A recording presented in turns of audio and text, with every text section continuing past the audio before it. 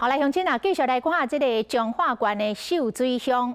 这个秀水乡农会保险部的前主任是一个女性，2年前涉嫌用10外的亲友的文件违法申请贷款，这个总金额是高达3-4亿。农会提起着民事的诉讼去告这受害者，爱因退还贷款。1审是判农会败诉，农会阁来提起着上诉。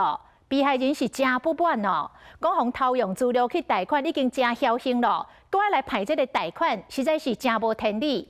早起有200外乡亲来到农会抗议，讲甲真激动，忍不住流目屎。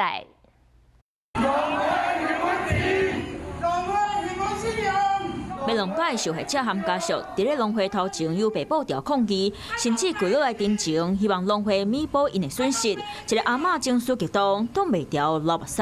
后来个冇人照恶钱，我损失1000亿个，几多亿个啦。要过年啊，无钱。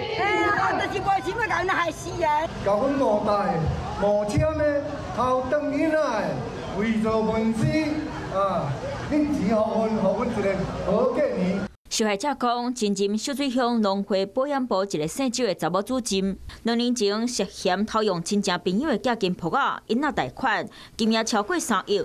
主任尾也自首，互伊早起含规则文书起诉，专案阁伫咧调查。不过农会即马针对无贷部分，对受害户提起还贷款的民事诉讼，1审败诉，阁提出上诉，互受害者真不满。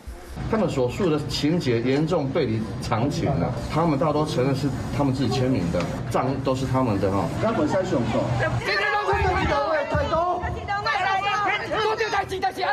受害者不满农会催纳贷款，规律来要求农会停止诉讼，弥补因的损失。过年要到，佮面对经济司法的压力，互受害者真正未堪得。